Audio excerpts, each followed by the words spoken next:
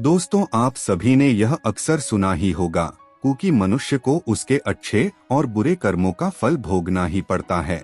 दोस्तों, क्या आपको पता है कि माँ बाप के अच्छे और बुरे कर्मों का फल पुत्र को भोगना पड़ता है?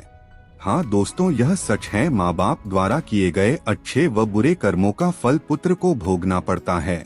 तो दोस्तों, आज की वीडियो बहुत ही महत्वपूर्ण और ज्ञानवर्धक होने वाली है। अगर आप वीडियो को पूरा देखते हैं तो आपको यह जानकर हैरानी होगी कि कैसे माँ बाप द्वारा किए गए अच्छे और पूरे कर्मों का फल पुत्र को भोगना पड़ता है। अगर औलाद अच्छा या बुरा काम करती है तो उसके अच्छे और बुरे कर्मों का फल उनके माता पिता को भोगना पड़ता है। ठीक उसी प्रकार माता पिता के अच्छे और बुरे कर्मों का फल उनकी औलाद को मिलता है और उन्हें भोगना पड़ता है। तो चलो दोस्तों, इसे हम एक कहानी के माध्यम से समझते हैं। बहुत समय पहले की बात है। एक महात्मा अपने आश्रम में रहते थे। एक बार उन महात्मा के पास एक व्यक्ति आया और उन महात्मा से पूछने लगा, गुरुवर, क्या माता पिता के अच्छे और बुरे कर्मों का फल उनकी संतान को भोगना पड़ता है? तभी माँ ने कहा, हाँ, माता पिता के अच्छे और बुरे कर्मों का फल उनकी संतान को अवश्य ही भोगना पड़ता है। तभी महात्मा उस व्यक्ति से कहते हैं, बेटा, मैं आपको एक प्राचीन कथा सुनाता हूँ, जिसे सुनने के बाद आपको पता चल जाएगा कि कैसे माता पिता के अच्छे और बुरे कर्मों का फल उनकी औलाद को मिलता है और उन्हें भोगना पड़ता है। फिर महात्मा कथा को सुनाना आरंभ करते हैं और कहते हैं, प्राचीन समय की बात है। एक गांव में एक गरीब आदमी रहता था। वह बहुत ही गरीब था। किसी तरह से मेहनत मजदूरी करके अपने घर का पालन पोषण करता था। उसे मजदूरी में दिन भर काम करने के बाद रुपए मिलते थे। उसमें से वह कुछ रुपए रोजाना दान करता था और बचे रुपए में अपने परिवार का पालन पोषण करता था। इसी प्रकार दिन बीतते गए। कुछ समय बीतने के बाद उसके घर में एक लड़के का जन्म हुआ। अब उस गरीब आदमी के परिवार में कुल 3 सदस्य हो गए। दोनों पति पत्नी और एक लड़का। अब धीरे धीरे उनके पालन पोषण में उस आदमी को समस्या होने लगी, क्योंकि इधर दिन प्रतिदिन महंगाई बढ़ती जा रही थी। फिर महात्मा ने कहा, एक दिन की बात है, उस आदमी के लड़के ने अपने पिता से पूछा, पिताजी, आप रोजाना रुपए कमाते हैं जिसमें से आप रोज दान कर देते हैं। इन रुपए में हम अपना गुजारा कैसे कर पाएंगे? उस आदमी को चुपचाप देखकर उसकी पत्नी ने कहा, बेटा, ऐसी कोई बात नहीं है। तुम्हारे पिताजी रोज रुपए कमाते हैं और उसमें से कुछ रुपए दान कर देते हैं। बेटा, यह तुम्हारे लिए ही दान करते हैं, दूसरों के लिए नहीं। लेकिन वह लड़का इस बात को नहीं समझ पाया, क्योंकि वह लड़का बहुत ही छोटा सा था। फिर इसी तरह से समय बीतता गया और उस गरीब आदमी का लड़का धीरे धीरे बड़ा होने लगा और उस लड़के की उम्र 8 वर्ष की हो गई। इधर एक दिन वह आदमी काम करके शाम के समय वापस अपने घर लौट रहा था। तभी रास्ते में उसे एक सांप ने काट लिया और उस आदमी की मृत्यु हो गई। उसके परिवार को बड़ा दुख हुआ।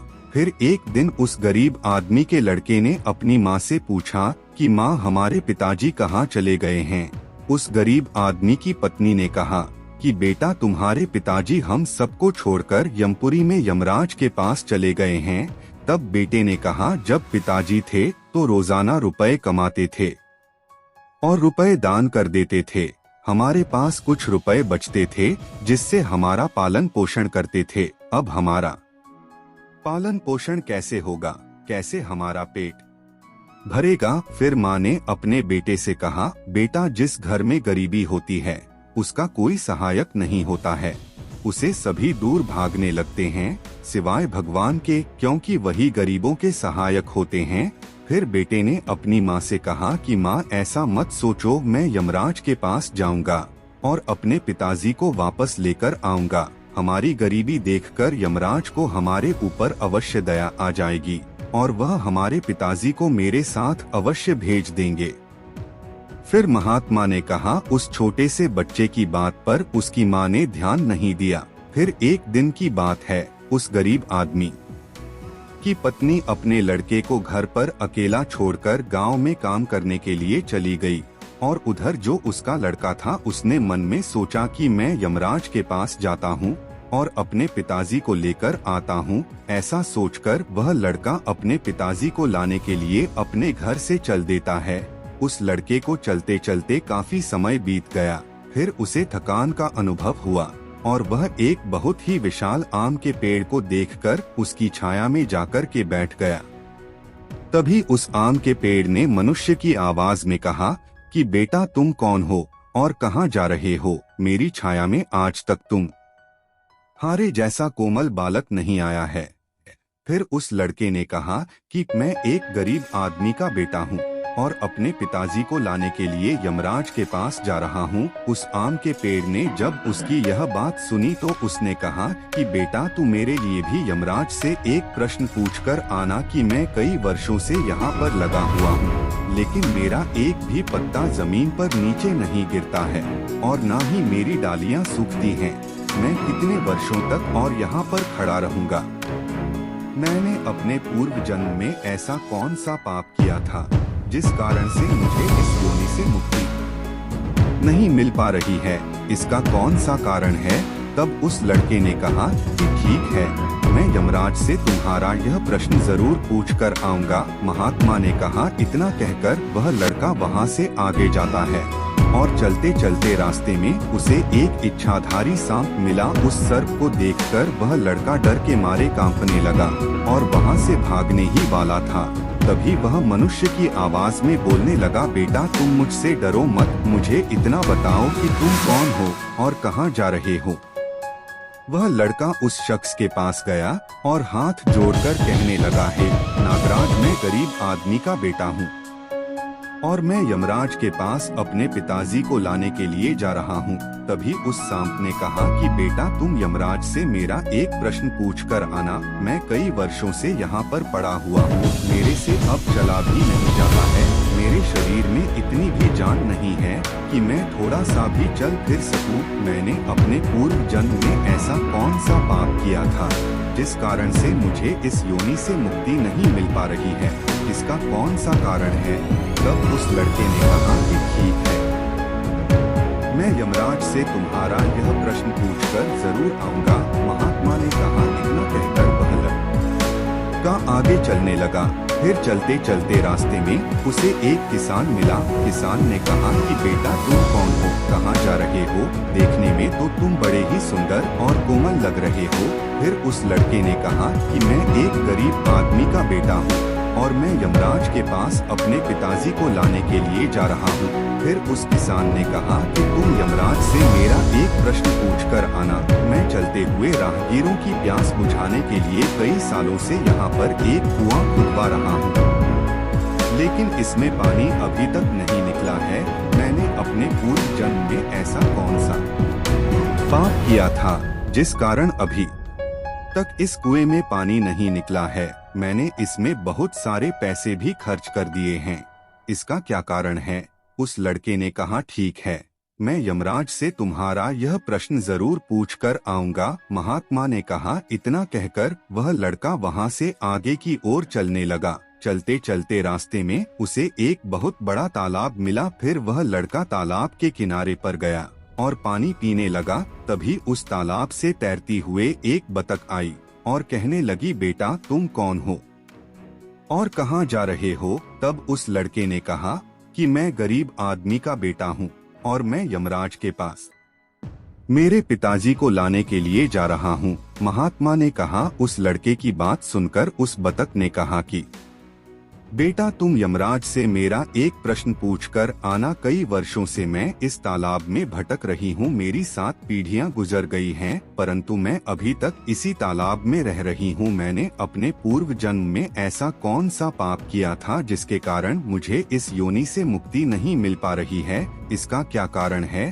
तब उस लड़के ने कहा, ठीक है, मैं यमराज से तुम्हारा यह प्रश्न जरूर पूछ कर आऊंगा। इतना कहकर वह लड़का वहां से आगे की तरफ बढ़ने लगा। चलते चलते तालाब के दूसरे किनारे पर पहुंच गया। दूसरे किनारे पर जब वह पहुंचा तो उसने देखा कि एक मरा हुआ बगुला वहां पर पड़ा हुआ था। जब वह लड़का उस मरे हुए बगुले को लांघ कर जाने लगा तो वह मरा हुआ बगुला कहने लगा, बेटा तुम कौन हो और कहां जा रहे हो? उस लड़के ने उसकी आवाज सुनकर कहा कि मैं एक गरीब आदमी का लड़का हूं और मैं यमराज के पास अपने पिताजी को लाने के लिए जा रहा हूं। उस बगुले ने कहा कि तुम यमराज से मेरा एक प्रश्न पूछकर आना कि मेरा शरीर कई वर्षों से इस तालाब के किनारे पर ही पड़ा हुआ है। कभी पानी की लहर आती है तो मेरा शरीर तालाब के अंदर चला जाता है और पानी की लहर से वापस तालाब के बाहर निकलकर किनारे पर आ जाता है। ना मेरा शरीर गलता है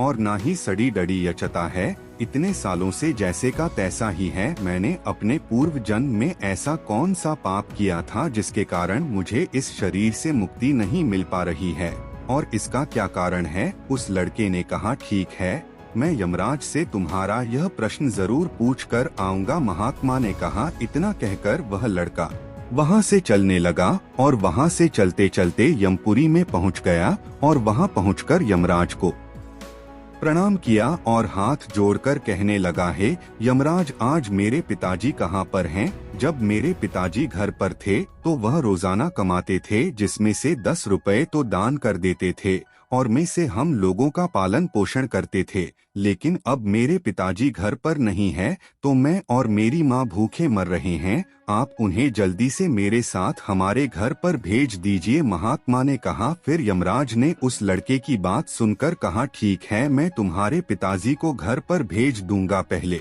तुम यहाँ पर बैठो। यमराज ने उस लड़के को अपने पास में बिठाया और उसको भोजन कराया। भोजन कराने के बाद पूछा कि तुम्हें और क्या चाहिए। फिर उस लड़के को रास्ते में जो जो मिले थे उनके प्रश्न यमराज से पूछे। यमराज ने उन सभी के प्रश्नों का उत्तर दिया और कहा कि बेटा तुम जाते समय उन सबको उनके उत्तर बताते जाओ। फिर यमराज ने कहा कि बेटा तुम अपने घर पर जाओ, तुम्हारी माँ तुम्हारा इंतजार कर रही है, तुम्हारे पिताजी तुम्हारे घर पर पहुंच जाएंगे। फिर वह लड़का यमराज को प्रणाम करके वहां से वापस अपने घर के लिए चलने लगा। चलते चलते रास्ते में सबसे पहले उसे वही मरा हुआ बगुला मिला जो तालाब के किनारे पर पड़ा हुआ था। उस लड़के को देखकर वह मरा हुआ बगुला कहने लगा, बेटा क्या तुमने यमराज से मेरा प्रश्न पूछा था? तब उस लड़के ने कहा, हाँ, मैंने यमराज से तुम्हारा प्रश्न पूछा था। यमराज ने कहा कि तुम पहले बहुत बड़े विद्वान थे परंतु तुमने किसी को भी अपना ज्ञान नहीं बताया। अब मर गए हो, वह ज्ञान तुम्हारे अंदर ही अंदर खोल रहा है। जब तक तुम अपना ज्ञान किसी को नहीं बताओगे तब तक तुम्हारी आत्मा को शांति नहीं मिलेगी। महात्मा ने कहा। फिर उस मरे हुए बगुले ने कहा कि बेटा अब ऐसी हालत में मेरे पास ज्ञान लेने के लिए कौन आएगा, तुम मेरा ज्ञान ले लो। फिर उसने उस लड़के को जितना भी उसके पास ज्ञान था वह सारा ज्ञान उस लड़के को दे दिया और ज्ञान देने के बाद तुरंत ही उसकी आत्मा को मोक्ष की प्राप्ति हो गई। फिर वह लड़का आगे चल पड़ा। चलते चलते उसे वही बतख मिली। बतख ने कहा कि बेटा क्या तुमने यमराज से मेरा प्रश्न पूछा था? उस लड़के ने कहा कि हाँ, यमराज से मैंने तुम्हारा प्रश्न पूछा था। उन्होंने कहा कि तुम्हारे अंदर अमृत है, जब तक तुम इस अमृत को किसी को नहीं होगी तब तक तुम ऐसे ही व्याकुल रहोगी। बतख ने कहा कि बेटा अब कौन मिलेगा मुझे, तुम ही मेरा अमृत ले लो। फिर बतख ने अपना अमृत उस लड़के को दे दिया और अमृत देते ही उस बतख की आत्मा को मोक्ष की प्राप्ति हो गई। इसी तरह से वह लड़का वहां से आगे बढ़ने लगा। फिर चलते चलते रास्ते में उसे वही किसान मिला जो राहगीरों के लिए कुआं खुदवा रहा था। उस किसान ने जैसे ही उस लड़के को देखा तो बड़े प्रेम से हाथ जोड़कर कहने लगा कि बेटा क्या तुमने यमराज से मेरा प्रश्न पूछा था? उस लड़के ने कहा, हाँ पूछा था। यमराज ने कहा कि आपके घर में एक जवान कन्याकुमारी बैठी हुई है, जब तक आप उस लड़की का विवाह नहीं करोगे और कन्यादान नहीं करोगे तब तक इस कुएं में पानी नहीं निकलेगा। फिर उस किसान ने कहा कि मैं अपनी लड़की के लिए लड़का कहाँ ढूंढने के लिए जाऊंगा, तुम मुझे बहुत ही सीधे साधे स्वभाव के दिख रहे हो और सुंदर भी हो, इसलिए बेटा तुम ही मेरी लड़की से विवाह कर लो। महात्मा ने कहा। फिर उस किसान ने अपनी लड़की का विवाह उस लड़के के साथ कर दिया। फिर किसान ने अपनी लड़की को बहुत सारा धन देकर विदा कर दिया। फिर वह लड़का आगे चल दिया। चलते चलते रास्ते में उसको वही इच्छाधारी सांप मिला। उस सांप ने कहा कि बेटा क्या तुमने यमराज से मेरा प्रश्न पूछा था? तब उस लड़के ने कहा कि हाँ पूछा था। यमराज ने कहा है तुम्हारे पास जो नागमणि है, तुम उस नागमणि को धरती पर नहीं उगलते हो और न कभी किसी को दान दिया है। जब तक तुम इस नागमणि का दान नहीं करोगे तब तक तुम्हारा शरीर ऐसे ही बना रहेगा। फिर उस सांप ने कहा कि बेटा मैं यह नागमणि अब किसको इस नागमणि को दूं, तुम ही ले लो। फिर उस सांप ने अपनी नागमणि उस लड़के को दे दी। नागमणि को देते ही उसकी आत्मा को मोक्ष की प्राप्ति हो गई। इस तरह से वह लड़का अपनी पत्नी को लेकर फिर आगे चलने लगा। फिर चलते चलते रास्ते में उसे वही आम का विशाल पेड़ मिला जिसकी छाया में उसने विश्राम किया था। उसने पूछा कि बेटा क्या तुमने यमराज से मेरा प्रश्न पूछा था? उसने कहा हाँ पूछा था। यमराज ने कहा कि पूर्व जन्म में तुम्हारा काम स्कूल में बच्चों को शिक्षा देना था। तुम्हारा पद एक गुरु का था, परंतु तुमने अपने पद का सही इस्तेमाल नहीं किया। तुम शिक्षा देने के बदले में छोटे छोटे बच्चों से अपना काम करवाते थे और उन्हें अच्छी तरह से शिक्षा नहीं देते थे। तुम पूर्व जन्म में बहुत बड़े विद्वान थे, परंतु तुमने उन बच्चों को शिक्षा नहीं दिया। उन्हीं बच्चों के श्राप के कारण तुम हिलडुल नहीं सकते हो। तुम्हारे अंदर जो ज्ञान भरा हुआ है उसे किसी को दे दो, इसके बाद तुम्हें मोक्ष की प्राप्त होगी। महात्मा ने कहा। उस लड़के की बात सुनकर उस आम के पेड़ ने कहा कि मैं यह ज्ञान किसको दूंगा, तुम ही ले लो। फिर उस आम के पेड़ ने उस लड़के को अपना सारा ज्ञान दे दिया। जैसे ही उस आम के पेड़ ने उस लड़के को अपना ज्ञान दिया तो उसकी भी आत्मा को शांति मिल गई और वह उस पेड़ की योनि से मुक्त हो गया। वह लड़का अपनी पत्नी के साथ चलते चलते अपने घर पहुंच गया। जब वह लड़का अपने घर पर पहुंचा तो उस लड़के की माँ उसको देखकर बड़ी खुश हुई और कहने लगी कि बेटा तुम कहाँ पर चले गए थे